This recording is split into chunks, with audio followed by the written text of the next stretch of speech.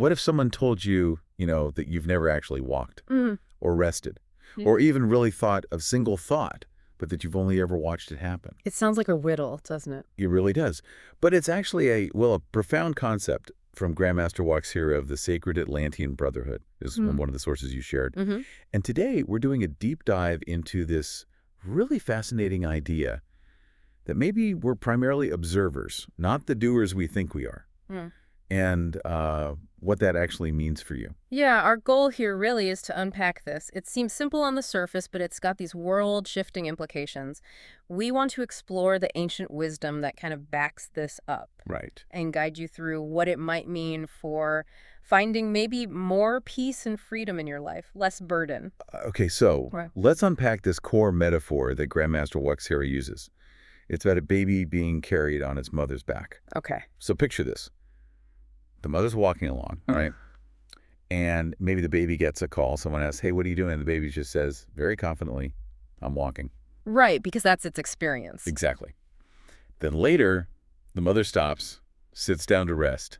Phone rings again, same question. Yeah. And the baby says, oh, I'm resting now. But of course, the baby isn't doing the walking or the resting. The mother is. The baby just thinks it's the one in charge of the action.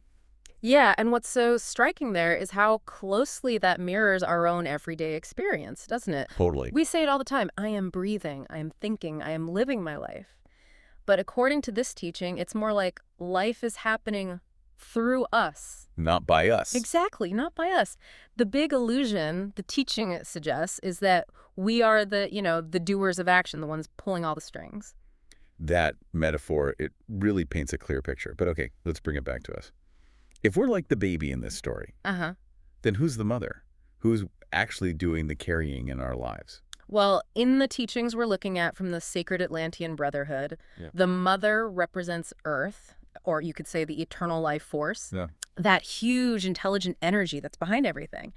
And the baby, that's the mind-bound self, our limited idea of me, the ego that likes to take credit. All right. And the core teaching is really direct. You are not this baby. You aren't just your mind. You are the awareness, the consciousness that observes it all happening. When I stop and think about that, I notice things like, well, my own breath, it just happens, rises and falls. My heart beats. I'm not telling it to.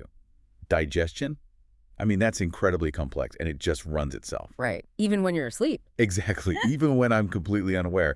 So it really makes you wonder, am I really doing those things? Precisely. And if we're not the primary doer, then who is? Yeah. The source gives an answer. Life is, God is, the cosmic intelligence is, which leaves you with a really important question to sit with. Yeah. Where does action really come from in your own experience? Now, what's really compelling, I think, is that this idea, it's not new, is it? This isn't some like 21st century invention. Oh, absolutely not.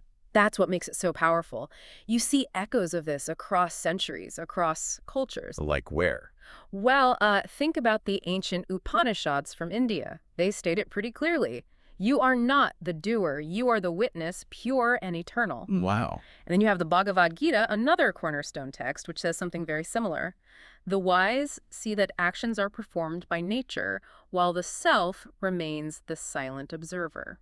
So nature, or this life force, does the action. The self just watches. That's the idea. And seeing this same thread pop up in completely different spiritual traditions, it really suggests there's a universal truth being pointed to here. Okay, but here's a potential sticking point. If we start to really believe we're just observers, doesn't that risk making us passive? Like, why bother doing anything if it's not really me doing it? Could we just become disengaged? That's a really common question and a very important one. Yeah. Grandmaster WaXhira is quite clear on this. This relation isn't meant to lead to passivity at all. It's meant to make us free. Free? How so? Free from the illusion of being the soul doer and free from the immense burden that comes with that illusion. The constant effort, the worry, the feeling that you have to control everything.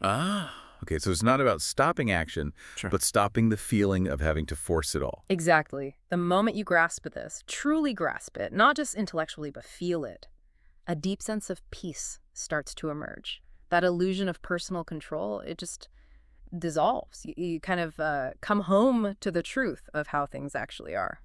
Coming home. Yeah. And think about those powerful analogies the teaching uses. You've always been the sky, not the weather constantly changing within it. I like that. Or you are the watcher on the shore, not the wave crashing and receding.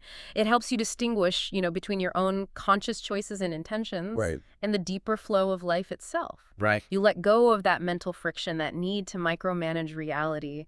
And from that space, you can act with more clarity, more humility, even grace. So it allows you to surrender the burdens, the ones we think we have to carry. Precisely. You surrender those self-imposed burdens to the life force that's already carrying you anyway. Like the baby realizing the mother is doing the walking. Suddenly you become, well, the teaching says you become light. Light. That's a powerful word for it. So wrapping this up then, it's this huge shift in perspective, really, from seeing yourself as this isolated doer carrying the weight of the world to realizing you're more like the spacious observer watching life unfold, carried along by something much bigger.